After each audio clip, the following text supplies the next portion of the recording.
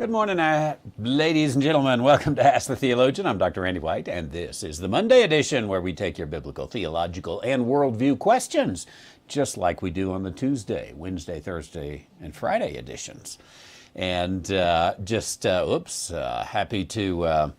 happy to get a week started. Got a full week of programming here. We'll have 5 days of Ask the Theologian. Let's see, we started the week yesterday, didn't we? We had the gospel rightly divided. We had the life and times of Abraham, where we looked at Sarah, the birth of a mother.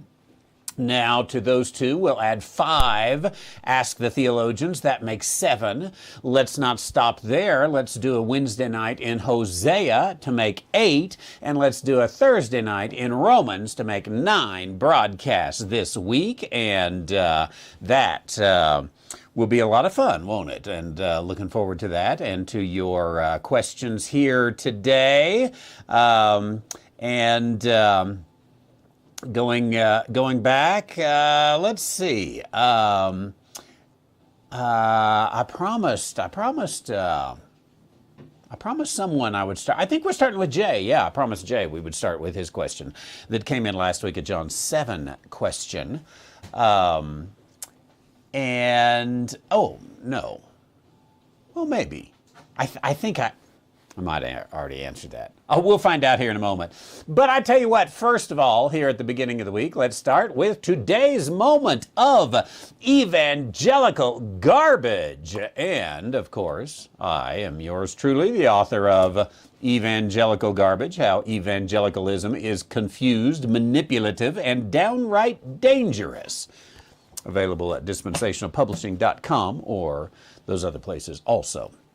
But let's get into today's moment of evangelical garbage. It is a meme, I guess. It's a post. It's a social media post that was put out by a pastor of an evangelical garbage church that happened to be on my social media feed.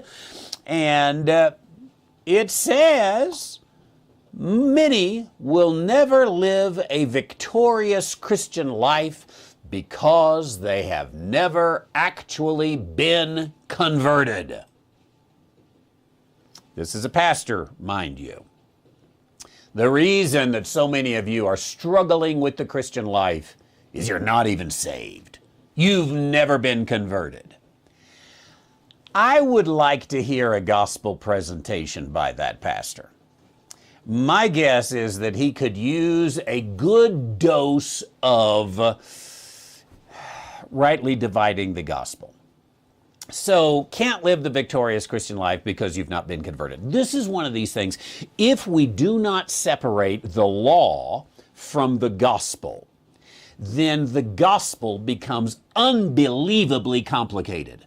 So complicated that you could go to church week in and week out and week in and week out and listen to a study and go to the Bible study and sing in the praise team and serve on the committee and read your Bible every day in your quiet time, just like they told you to in the evangelical garbage, and yet you're still not living the victorious Christian life because you have not been converted. And you've not been converted even though, when you were a child, you placed your faith in the completed work of Jesus Christ, and they shook your hand and they said, "Congratulations, son, you're welcome to the family of God," and they all celebrated, and your family gathered together as you were baptized, and you displayed that testimony, and you stood and sang, "I'm saved, saved, saved," but you weren't. You can't be saved as an 8-year-old boy. No, that's impossible, because you might when you're 9, you might steal a pencil. You might do something heinous. Or, by the time you're 40, you might just be going through the motions. You might be doing the stuff, but your heart is not quite right, clear that you've never been converted. Friends, it's this meme right here, if we want to call it a meme, many will never live the victorious Christian life because they've never actually been converted, is works-based garbage. Absolutely works-based garbage. First of all, living the victorious Christian life is not something that you do. When you are saved, you are complete in Christ. You are totally righteous in Him. You have the victorious Christian life. And second, it takes no rocket science whatsoever to decide whether or not a person has been converted. Have they placed their faith in Jesus Christ? Period. That's it. Have they placed their faith in Jesus Christ? Period. And then God gives them a completeness in Christ. He gives them the victorious Christian life. He gives them a salvation, free and full. And so this is, as Rudy says in the comments there, this is lordship salvation. But the pastor who put it, I don't know that he adheres to lordship salvation in terms of the verbiage, but this is exactly what he has. I think he doesn't understand the simplicity of the gospel because he can't rightly divide the gospel because he's been inundated from seminary and from church and from everything around him with so much evangelical garbage. So those of you who are out there struggling thinking, I don't know if I'm saved, I don't know if I'm a believer, I don't know if I've actually been converted. Oh, I know I said a prayer, I know I asked Jesus into my heart, whatever it may be. But have I actually been converted? Quit making it complicated. And what makes it complicated is when you do not rightly divide the word of truth. Ladies and gentlemen, that has been today's moment of evangelical garbage. Thank you very much. Now, we come to your biblical, theological, and worldview questions. And we come, I said I was going to take this one from Jay, but I think I got this one last week. I just want to double check and make sure. It was the John 7, 1 through 10 passage, and verses 8 and 10. Yes, we did this. This is the one, excuse me for not checking up on this. This is the one in which he says, I go not yet. There is the key word, yet unto this feast, for my time is not yet fully come. He did go later. And so you have to read that yet in there. That was on Friday's program. That was Friday the 20th, I believe it was, of January 2023. This is the 23rd of January, and so got that taken care of. Okay, thank you very much. Now let's go. Oh, well, I took care of that one too, and I took care of that one. I should clean out my box here. It's Monday morning, and I didn't catch all that. Okay. Yeah, I did that one. Here we go. Let's go to Nancy in Pueblo West, Colorado. Nancy says, what's your understanding on humankind being born with a sin nature? My understanding is that we're made in the image of God, but from Adam's fall, we are separated from God.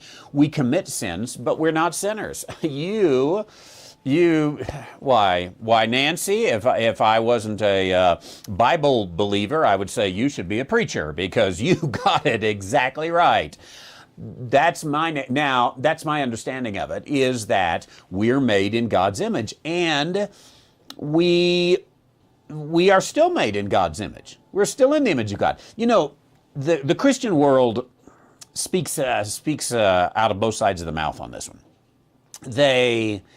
They will say, perhaps usually, I don't know, the leftist evangelicals who usually have a leftist political agenda will say things like, we need to recognize that those immigrants are created in the image of God. That's their political ideology coming through, and that's certainly true. They are created in the image of God. But then they'll turn around at other points and say, now we've got a sin nature. We are totally and radically corrupt. That's when they want to talk about me and you. So we speak with forked tongue on this. Evangelicalism does. I think that Nancy's created in the image of God. Randy's created in the image of God. Debbie and Sarah and Imogene and Rudy and Randy, all of us created in the image of God.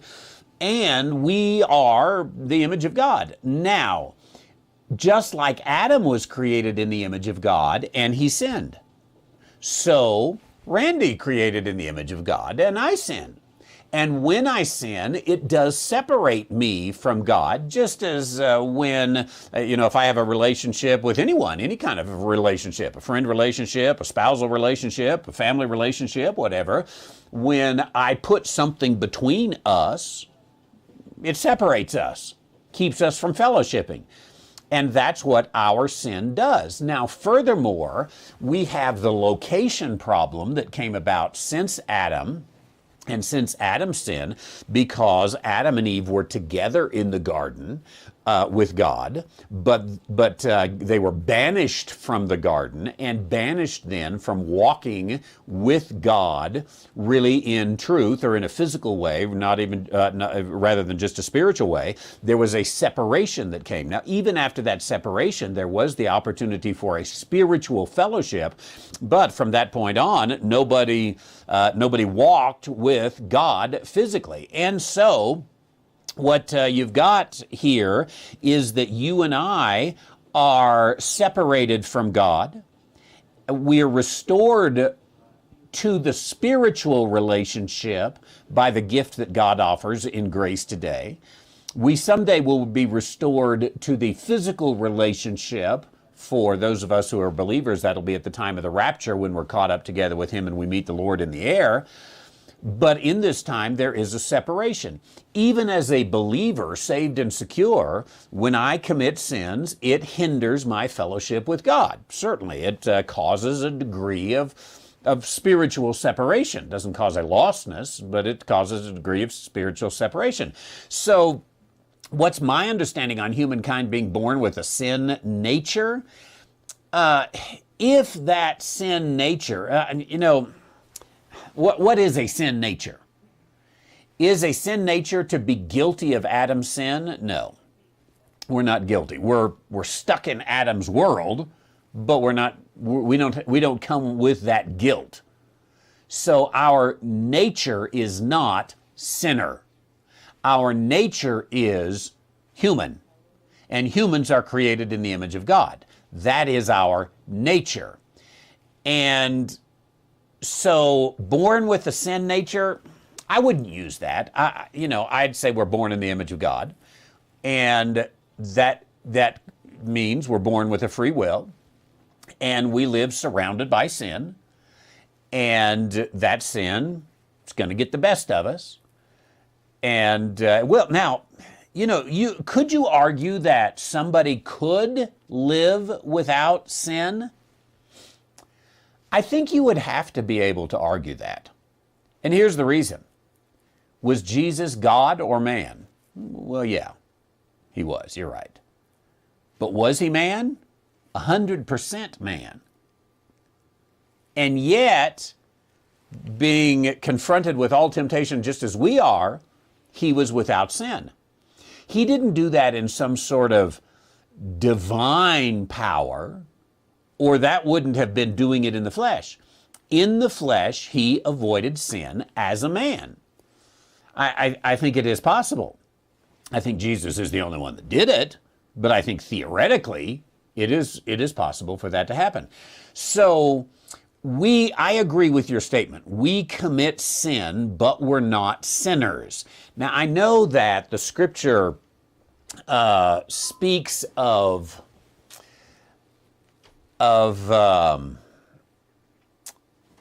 us as sinners, uses the term sinner. But if you look into that, it's always an adjective. Therefore, I think we can understand all of those as sinful. Adjective describes the noun, obviously, or modifies the noun. So we are a human. That's our nature. We are a human. And we have sinned, therefore we are a sinful human. Now, would you call a sinful human a sinner? You know, obviously in common everyday language, that is what we do. But to make it, I am a sinner is different than I am a sinful human. Because a human is what I am, and humans are made in the image of God.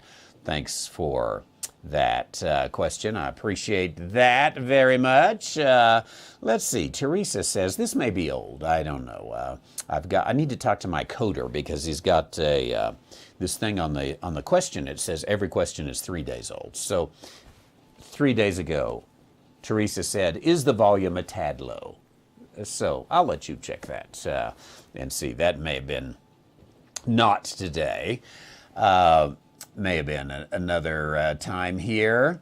Let's see. Stephanie, I'm going to come back to yours because it's got a link that I'll have to check out, and I'm unable to do that here. But I do want to check that out. Let's go to Deb. Let's see. I believe this is Deb in the Ozarks who's got a question this morning that comes from Philippians chapter 2, verse 12 is the first part of the question here. And Philippians 2:12 says, wherefore, my beloved, as you've always obeyed, not in my presence only, but now much more in my absence, work out your own salvation with fear and trembling. Philippians 2:12. Deb says the word obeyed sounds like works to me.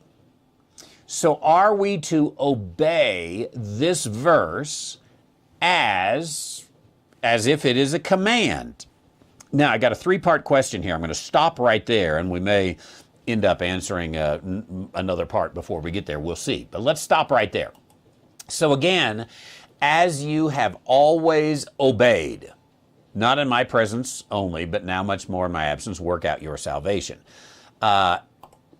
Obey does sound like a works word. I'll tell you what, let's come back here and turn on the interlinear on this particular verse. And hupokuo is the word right here, hupokuo. And I am going to see if I can get there. I'm going to bring that up. Hupokuo, there we go. To hear under as a subordinate. That is, to listen attentively. By implication, to heed or conform to a command or authority. Okay, this is what I thought. Hupokuo. That akuo, that's the word from which we get acoustics. Hupo is under, to come under a hearing. That is to listen to. But we talked about, even yesterday in session 3 of the Rightly Divided Gospel, we talked about Jesus using the word hear, whoever hears these words of mine, and talked about how hearing does have a heeding aspect. And here I think hupokuo, to come under a hearing, is, yeah, not only have I got the acoustics on this, but I have come under that. And so by implication obeyed. So I think that is correct. Wherefore, my beloved brethren, my beloved, as ye have always obeyed, not in my presence, but now much more in my absence. So he is, in a sense, commending the Philippians. Hey, when I said things, you did it. And I appreciate that. And I want you to feel commended for that. And obviously, I think also by implication, I want you to continue to do that.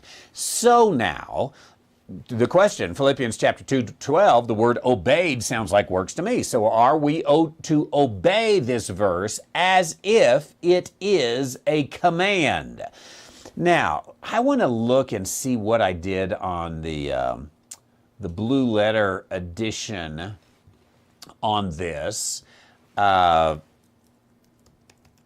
And see, okay, I put it in blue letters. That means I put it down as if it were for us. But in my notes, I was just checking here. I only have notes for the work out your salvation. I did not make a note for the obeyed aspect of it. So In my previous teaching, I put work out your salvation as something that you and I are supposed to do. Now, I'm going to pull those notes up here so that you will be able to see that here in just a moment, and we'll come up to that. So, part one. You always obeyed me, present or absent. Are we to obey this verse as if it's a command to work out your salvation? I am going to say yes here. Does sound like works. I am going to say yes. And that is to say, well, let me read the rest of the question because I'm getting into the workout part of the salvation. Number 2, in the same verse it says, work out your own salvation. How do you explain this to someone when Ephesians 2:9 says salvation is not of works? So, you always heard me before. You always obeyed, not on my presence only, but also in my absence. Now work out your own salvation with fear and trembling. I'm going to say something, and then I'm going to read my notes and see if I agree with myself. How's that? The Philippians study's been, I don't know, a year and a half ago, perhaps. But I think he's saying, Deb, you heard Paul. I'll speak as if I'm Paul. Deb, you heard me. Ephesians chapter 2, this is a gift. It's not of yourselves. If it was, you could boast. You'd have something to boast on, but not of God. You would boast in yourself. And so the gift of salvation, the salvation that you have, is a gift. I have come along as your apostle to give you instruction on that gift. What do I do with this now that I've got it? I've come along as your mentor. And you've always listened to what I said. You listened when I was present, you listened when I was absent. Thumbs up to you. Congratulations. Now, Deb, carry on. Work out your salvation with fear and trembling. Make something of it. Don't just take the gift and set it on the shelf and leave it there. Now, let me stop talking as Paul and start talking as Randy for just a moment. Do any of you have a gift that you got, you like, you enjoy, but you never use it? It's one of these things like, hey, last Christmas I asked for that thing and I really want to use that thing, but man, I've been busy. I think what he says with salvation is don't set it on the shelf over there. Bring it out, use it, and have a great degree of reverence as you use this gift of salvation and make it valuable for you. Use this, make it of something. I think as we're talking here, a number of years ago, I don't know, it's been 2 or 3 years ago now, I bought an outdoor propane water heater. Had a camper at the time, and we often had guests in the camper, and you work in the yard and all that kind of stuff, and I thought, wouldn't it be nice to have an outdoor shower? Now, I live where you can have an outdoor shower, and certainly you should be modest in your outdoor shower, but nonetheless, I was going to put in an outdoor shower, and I found this water heater, a really good price. The water heater's still sitting on a shelf. It has never had a drop of water in it. It hooks up to a propane tank and the hose. You stick the hose in one end of the propane tank and voila, hot water. And it's still there. Someday I'm going to hook it up. I'm going to say, why didn't I use this for all these years? So I'm going to use that to say, hey, don't just leave it sitting on the shelf. You got the thing. It was a gift. Use it. Now let's see what I said in my notes. Here we go. Paul continues, having begun in verse 1, speaking generally to the Pauline followers, and not so specifically to the Philippians that we would not use blue letters. This verse and the entire section is written to those who are not in my presence only, but now much more in my absence. The instruction is to work out your salvation with fear and trembling. Note on the work kat ergatsomai, translated workout.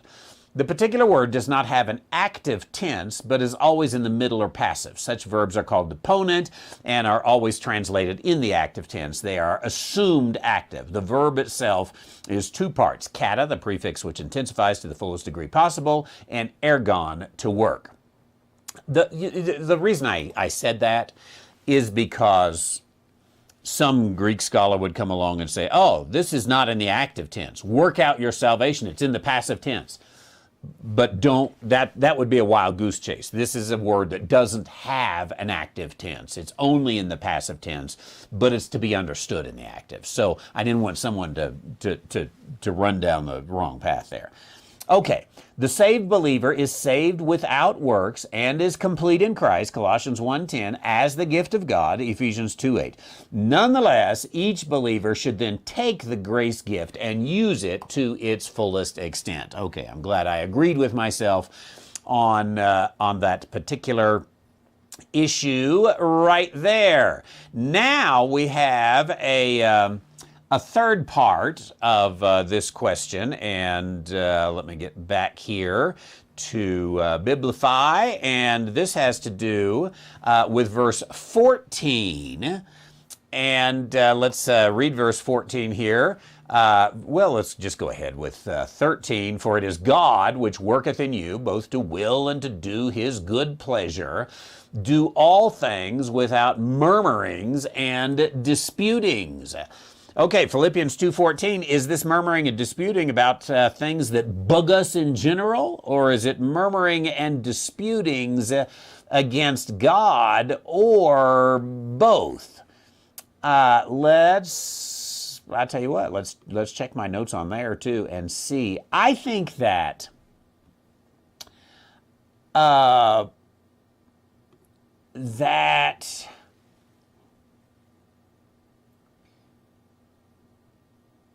we do dispute sometimes. Let's take the second one. Dispute, I think, we're going to check this. I think dispute means, hey, I look at this different than you do. Well, I don't think Paul at all is saying never, never have a dispute. You always have to agree with one another. And murmurings, even if it's, I don't know, would you consider today's moment of evangelical garbage to be a murmur or a dispute? Well, whichever it was, I did it, right? Did I break some sort of legal commandment here in the scriptures by murmuring and disputing? I don't think so. So let's see what my notes have to say here. The thoughts of this verse continue into verse 15 and arguably are the continuance of verses 12 through 13. Because God worketh in you, then we should do all things without murmurings and disputing. A murmur is an under-the-breath complaint. While such complaints are not plainly spoken, they're almost always plainly known. The disputings are more verbal, coming from dialogizomos, literally by etymology, to thoroughly talk about it. Together, without murmurings and disputings, means don't mumble about it and don't overtalk it, just do it. Okay, I think on this particular case, do all things without murmurings and disputings, that we've got to, sorry, I'm not looking at the camera, I'm trying to get all things back here. Ooh, excuse me. We've got to tie this together. So in the work in which, the work of working out our salvation with fear and trembling, recognizing this is God doing it, do those things, all those things pertaining to that without murmurings and disputings, that you may be blameless and harmless, the sons of God without rebuke. I don't see at all that you could just take verse 14 and make this a broad command for absolutely everything. You know, when they set split green pea soup in front of you and say, that's your dinner, do you have to just say, oh, my favorite, thank you? Or is it okay to say, really? Split green pea soup? This is dinner? With apologies to those who love split green pea soup. I I don't think this is just universal. I think it relates to, in the things I want to do to work out my salvation, I recognize that I'm doing it as a gift, and so I do it without murmuring and disputing. It's not like it's some great burden for me. It is something that, hey, I've got this thing and I want to use it. So let me go back to my water heater illustration. Let's just suppose now that I decide, hey, it's a spring, I'm going to hook that thing up. I'm going to get that going. Oh, man, why do I have to do this? What in the world am I out here having to do this? I got other things to do. Well, that would be just kind of crazy, wouldn't it? It's kind of like the guy, you remember the guy who was at work with his buddy, and at lunch break, they sat down and he opened up his lunch sack and they had a bologna sandwich. He said, oh, bologna sandwiches. I hate bologna sandwiches. And every day for lunch, all I get's a bologna sandwich. And his buddy said, well, why don't you ask your wife to make you something else? He says, what do you mean, my wife? I make my own lunch. Okay, so I would take it in that regard. In the working out of your salvation, make it a joy. Whistle while you work. Don't take working out your salvation to be this great and unbelievable burden. As a matter of fact, we'll go back to where we started. Many will never live the Christian life because they've never actually been converted. The victorious Christian life. That sounds like a burden. All the burden of living a victorious Christian life. I think give it up. Make it simple and joyful. Let's move on to Montrose, Colorado. Montrose, Colorado. My wife asked me, this is from Dan, my wife asked me an unexpected question while I was listening to last Sunday's sermon. A mother is born. Her question: if God created marriage to be between one man and one woman, why was Jacob such a jerk and took 2 wives for himself? And she had a follow-up question. Why was it okay for women to be treated like property? I had some answers, but I don't think they satisfied her. Okay, mentioned Jacob, and of course Jacob comes later in the sermon. We were talking about Abraham. Jacob certainly had 2 wives, Abraham, Isaac, and Jacob. But even though Hagar wasn't a wife, you had that thing in the Bible, concubines. She was a concubine. I wonder today, if a fella has relations with another woman and so, no, she's just my concubine. Oh, yeah, okay, well, we understand concubines. Yes, we accept that. I don't think that would go over, do you?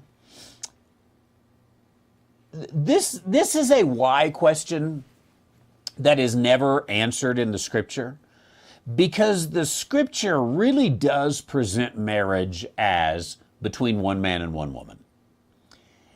And that is the only definition of marriage, an ideal for marriage, that the Bible gives.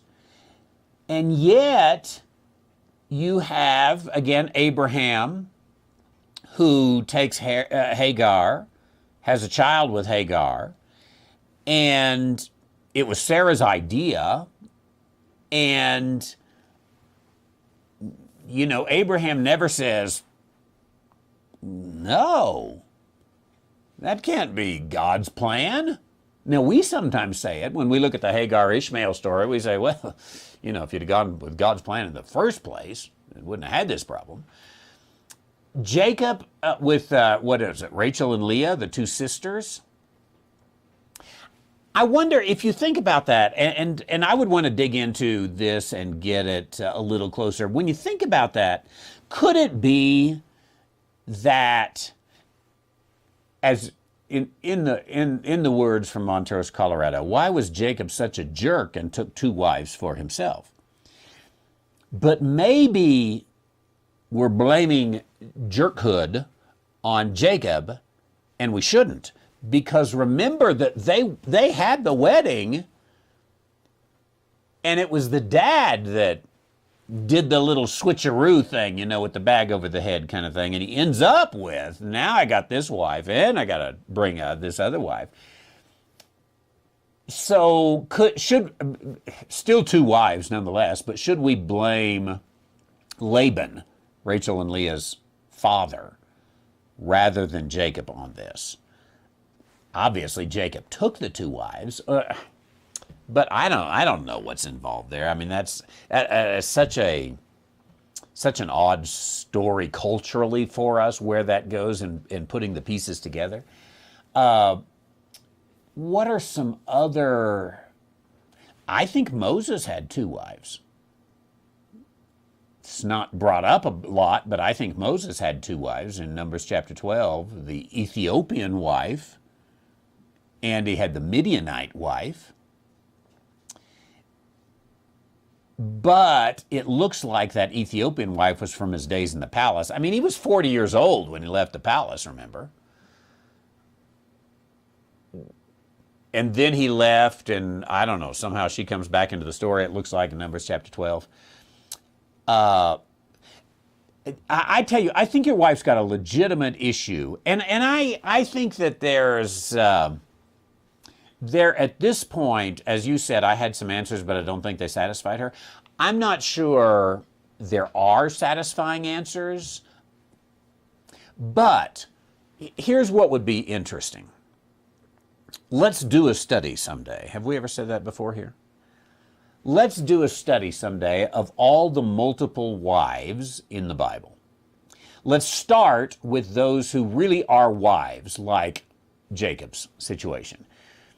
And where else do we get two wives at the same time? Polygamy. Not concubine, but that's a wife and that's a wife. Someone help me out. Can you think of another example in the Bible? David. Yeah, okay. Thank you, Scott. David. He certainly has two wives.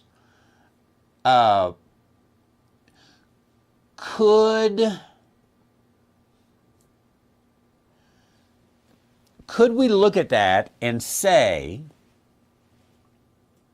in the end, it comes down to jerk status, selfishness? I think that's probably where you get when you get to David. As Scott says, if Jacob messed up, David really blew it. Because I don't think you could take with David and say, it was a trick. It was a trick and he ended up with the sister. You don't really get that with Bathsheba. So, Debbie, thank you. You're right. There are 4 of Jacob's wives. And so that is jerk squared. you exponentially change the problem there. So yeah, probably even in digging into it, we're not going to be able to pass off, it was this issue. So Solomon, you certainly got, I wonder on Solomon's, if you would say, well, those were, Solomon went with the political expediencies of the day and said, you got to take the neighboring king's daughter into your palace. Is it really a wife or is it a political union that is there? In the end, I think you're going to have to take it down to, it was probably always sin. And then the deeper question, why was it okay for women to be treated like property? Maybe you wouldn't, maybe you would say it wasn't okay, but it certainly was not condemned in the Old Testament, wouldn't you agree? I think by the time you get to the New Testament, there is much more of a respect for women that is given, that Jesus displays, that Paul even displays. But you do have that there, and it's not condemned. That's true with a number of other things in the Scripture. Even to a degree, when you take Lot and his daughters and getting them drunk and having children with them, that's just It's just given as matter of fact. It's never really condemned. I wonder if it's because the Bible has decided we just got to tell the story, and I can't go preaching against every bad thing that every person in the Bible did. And so there's the facts of the story. But the purpose of the story and the intent of the story and where we're going with the story is somewhere else. I don't know. It would be very interesting to do a study sometime on multiple wives of the Bible and why that was the case. Of course, the Mormons came in and they decided to continue it. That is until Utah wanted to become a state, and then the Senate said, we will not ratify until you get rid of polygamy in Utah. And Utah, the Mormon church at that point changed their doctrine. They got a new revelation, a new addition to the newer revelations, kind of like the Nestle Aland 29th version of the scriptures. They got that, and so they technically don't do that anymore. Let's do that study sometime, a little mini study. All the wives of the Bible, all the multiple wives of the Bible, and see if we can figure that out. She's got a legit issue, but just not, I don't know if we have the answers. I think we might have to come and say, gosh, honey, I don't know, but I'm not going to do it. You can trust me. I'm not bringing another wife home. Maybe a dog, but not a wife. Thanks. We have, let's see, Rudy in Belgium. Matthew chapter 24, verse 14. Matthew chapter 24, of course, is the Olivet Discourse. Will the nations that accept this gospel enter the millennium? Are these the same nations judged according to their works in 25:32? Okay, Matthew 24:14. This gospel of the kingdom shall be preached in all the world for a witness unto all the nations, and then the end shall come. I would say you got a little bit of assumption here. The gospel shall be preached in all the nations, but your question says, will the nations that accept this gospel enter the millennium? We will question the assumption. Do we actually know if any of these nations accept this gospel? There is the proclamation of the gospel. Is there anything, and somebody help me out if you see something here, but is there anything in this, in the context, that's what I'm trying to say, is there anything in the context that says they accept the gospel? I think that if we could verify that some nations actually do accept the gospel of the kingdom, and we interpret accept as heed, obey the requirements, then they would enter into the millennium. But maybe they don't. Maybe they all reject it. Battle of Armageddon kind of thing. But then, are these the same nations judged according to their works in Matthew 25:32? This is what we often call the judgment of the nations. I think we have misunderstood Matthew 25, the judgment of the nations. I think we have taken that as the judgment of all the peoples of the world. And I think that's only a judgment of the Jews. Matthew 25 is the judgment at the resurrection of the Jews. Now, I know when you read Matthew 25, it doesn't look like that, but I take nations in Matthew 25 to be the Jews that have been gathered out of the nations. Because in that particular passage, you run into this problem of, let's go to Matthew 25:32. Before him gathered all nations, he shall separate them one from another, as a shepherd divideth his sheep. Now this is an illustration, but the sheep would only be Israel. Now, I don't think you could take, because it's just as a shepherd divided the sheep. So I wouldn't make the conclusion from there. Okay, the sheep on his right, the goats on the left. The king shall say unto those on his right hand, Come, ye blessed of my Father, inherit the kingdom prepared for you from the foundation of the world. I think that is only Israel. That,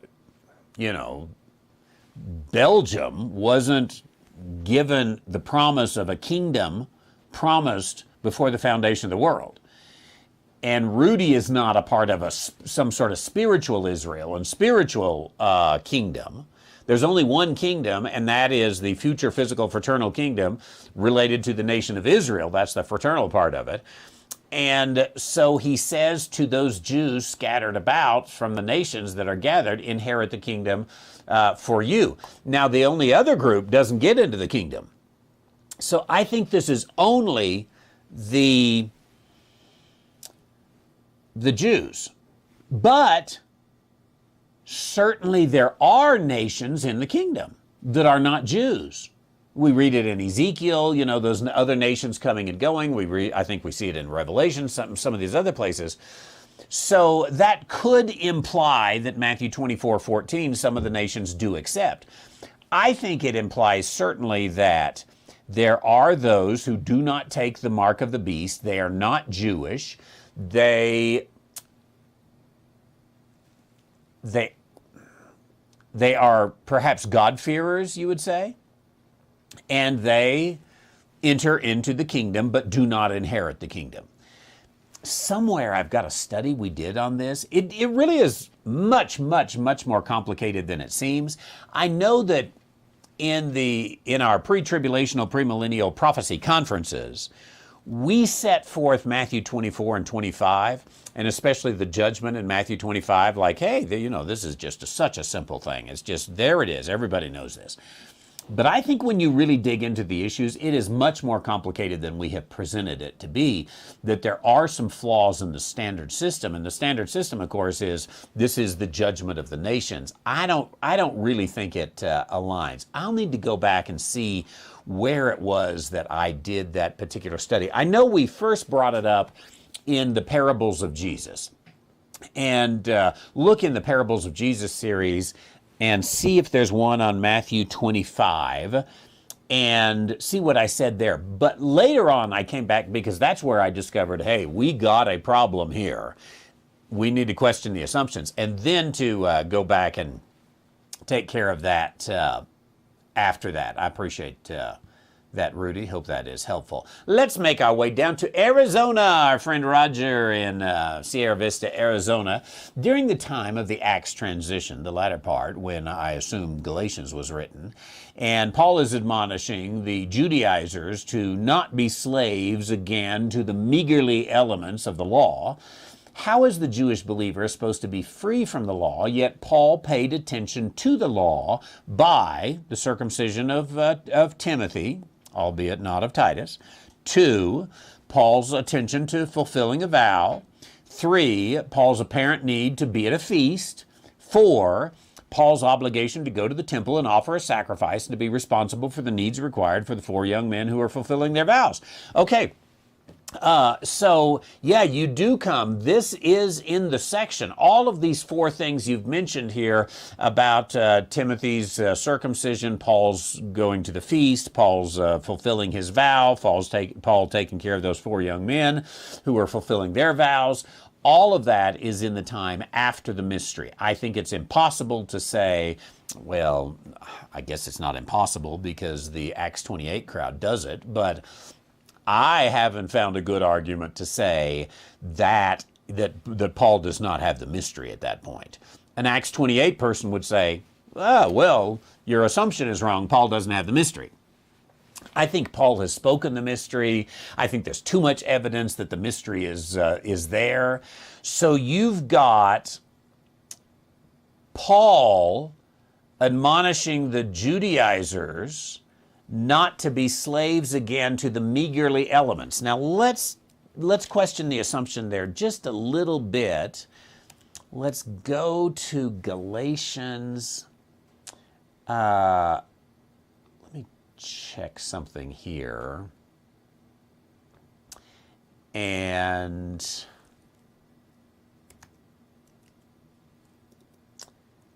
check how to spell meagerly.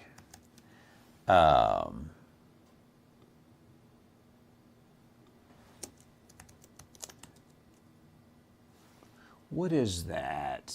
Oh, okay. There's the problem. King James uses the word beggarly. Beggarly elements. Galatians 4:9. Let's go there.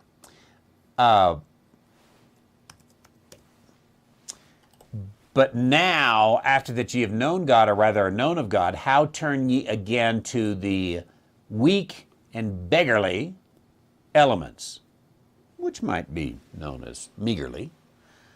But the weak and beggarly elements whereunto you desire to be again, desire ye again to be in bondage. I want to check who the ye is. Who are we talking about here? Let's try going to, I don't know if Galatians 4 is going to cover this. Let's see. When we were children, we were in bondage. But when the fullness of time came, God sent his Son, made of a woman, made under the law, to redeem them that were under the law, that we, them and we, that we who are not under the law might receive the adoption of sins, or that we Jews today might receive the adoption of sons. And because ye are sons, a lot of pronoun stuff going on here. God has set forth his Spirit, crying, Abba, Father, no more a servant, but a son. Howbeit then, when ye knew not, ye did service unto them which are by nature no gods. That, verse 8, verse 9 is the one we started out. Verse 8 kind of sounds like he's talking to Gentiles.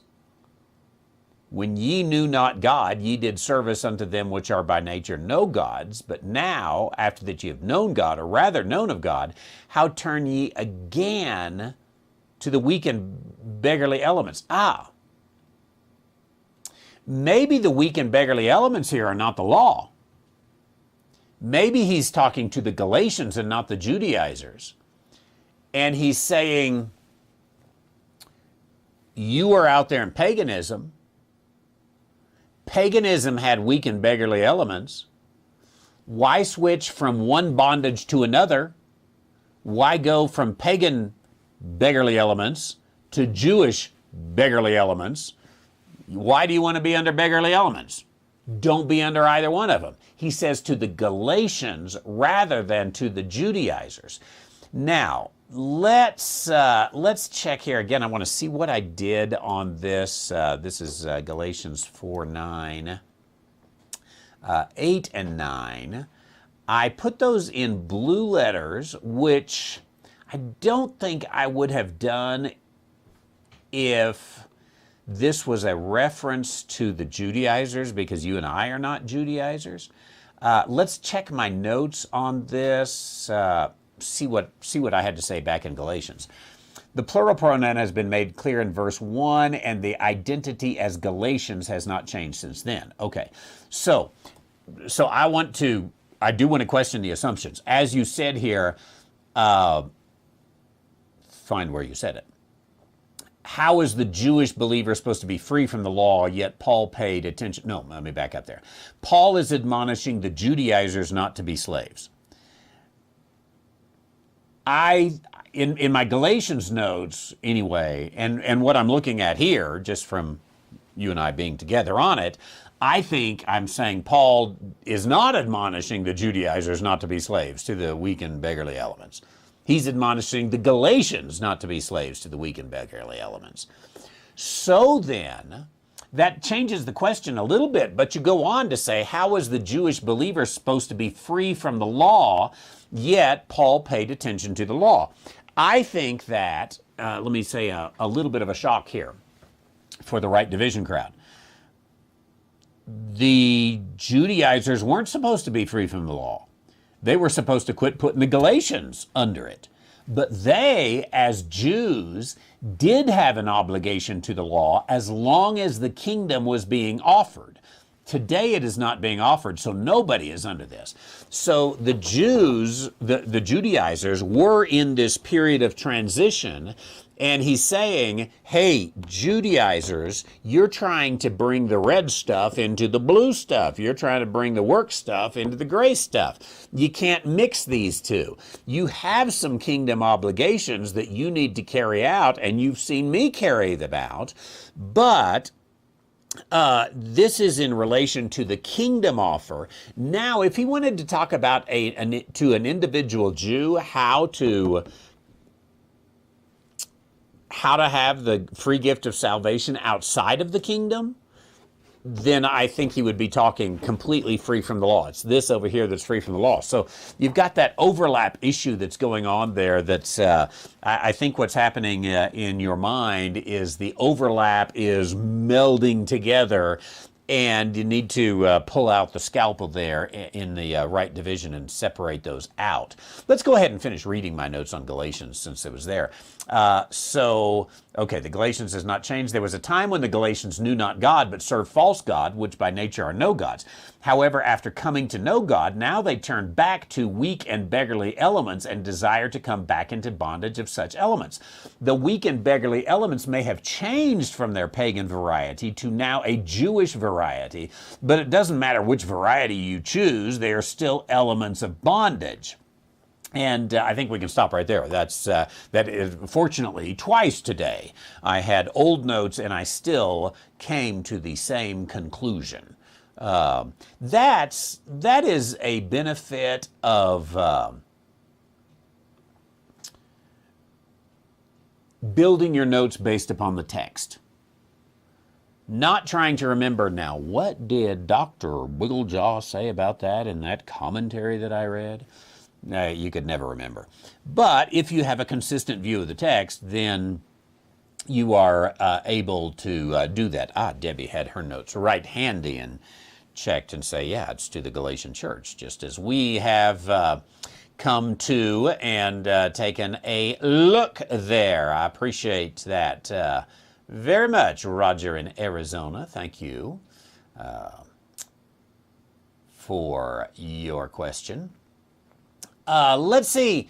We have a question from Imogene in Toma, Wisconsin. Good to see you, Imogene. Often listens on the podcast, so doesn't always get a question in. By the way, those of you podcast listeners, you can always 24/7, or you just wake up in the middle of the night and you're thinking of stuff, 24/7. AskTheTheologian.com. Use the Ask a Question box button, and it will send the question into the hopper. But here comes one from Imogene.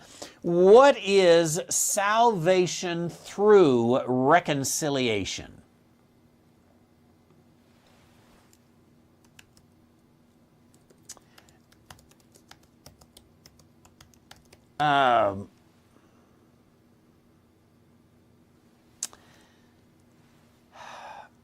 I'm looking, let me just say while I'm looking here, I don't know that that is a phrase that I would use.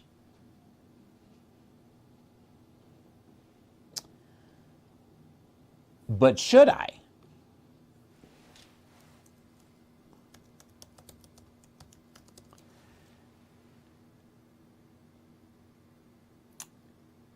Reconciliation, I'm looking at the English word. Clearly we have it in 2 Corinthians 5:18 and 19. I was looking to see if it's anywhere else. And all the other places you have the word reconciliation, it seems to be used in a more Hebraic context, just going by the references. So let's go to 2 Corinthians 2:5:18, to 2 Corinthians 5:18.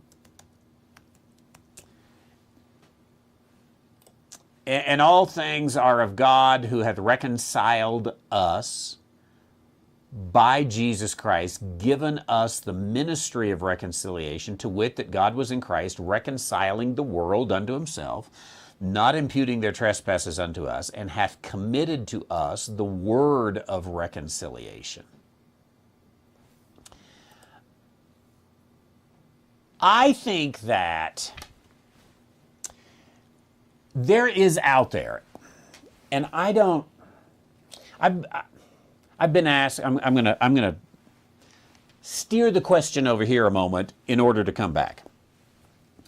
There is out there something that people call the doctrine of reconciliation. It is used by, I think, some right dividers. And I was asked a number of times, this has been a while, but I used to get asked fairly often, how come you don't talk about the doctrine of reconciliation? And my answer was always, don't kick me for ignorance yet here. It's a very intelligent answer.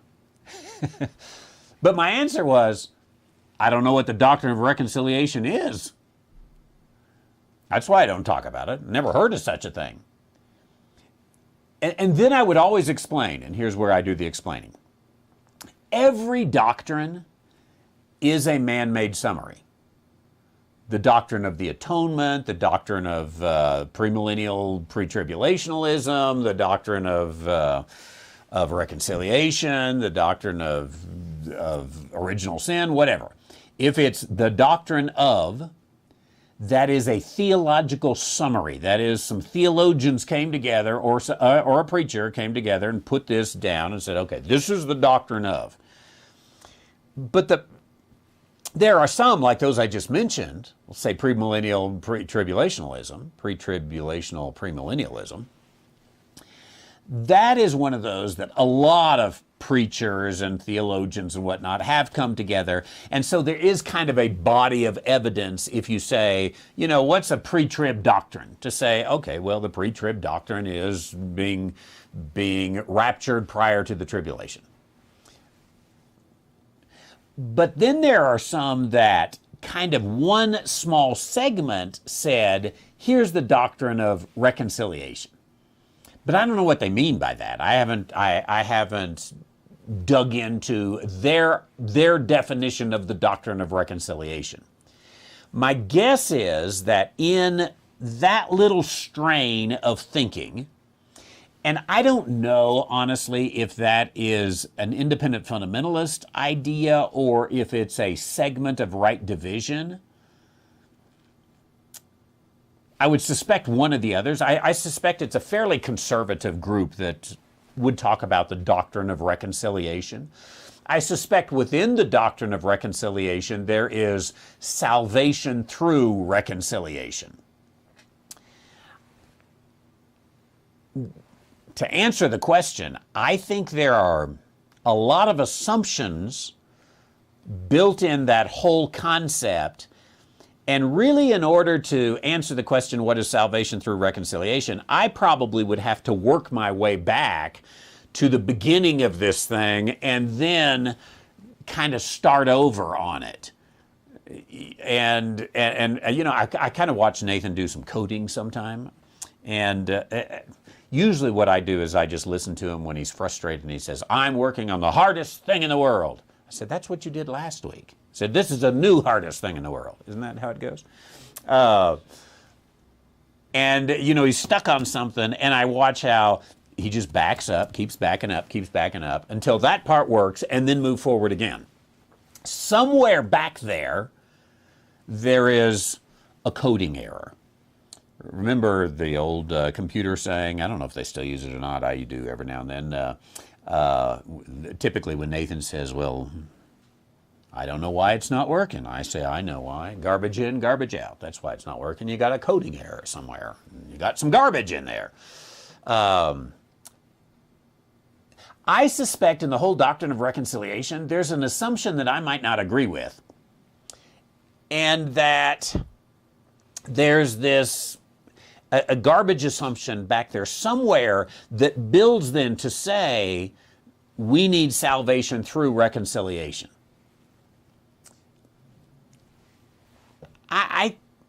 I think, you know, God has reconciled us to himself by Jesus Christ. He's given us the ministry of reconciliation. But that's not just us. I mean, God has reconciled the world unto himself. And he did that by not imputing their trespasses unto them. I think it's almost to say that, let's see, how can I? Here we go. I'll use mugs again. There we go. If this is God and this is man, we are separated. But God has reconciled, brought the two together. Now there is a way to accept that, or you can just stay down over here in your little mug down there, right?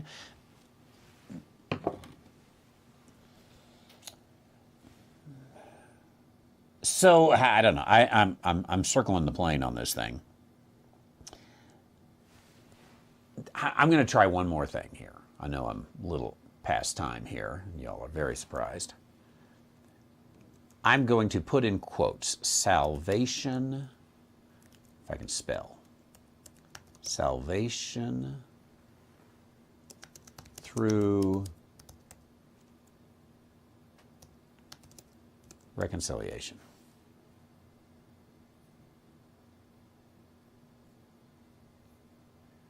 Salvation through reconciliation.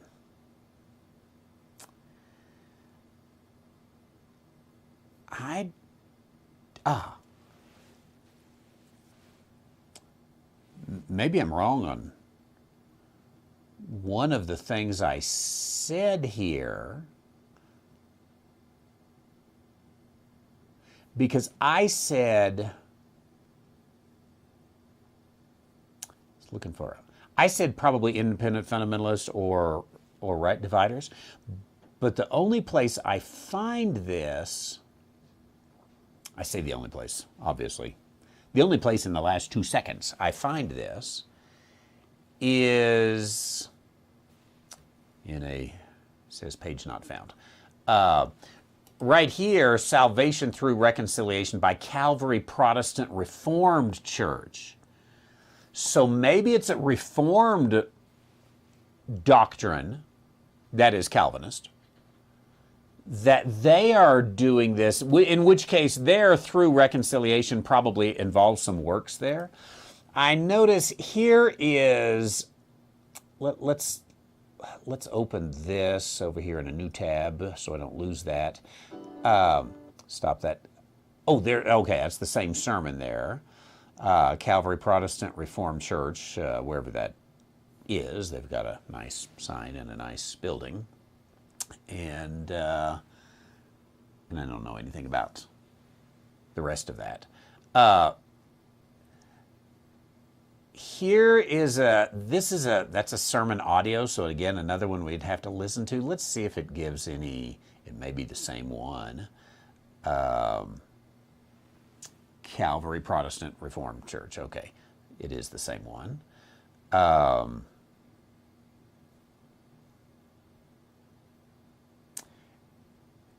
Yeah, very little. Now that is using that exact phrase with quotes.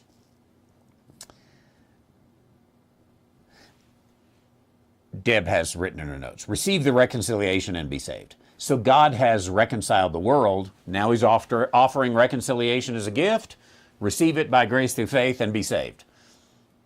If we have to have an answer, that's what I'll say it is. God did the reconciling, now we receive it.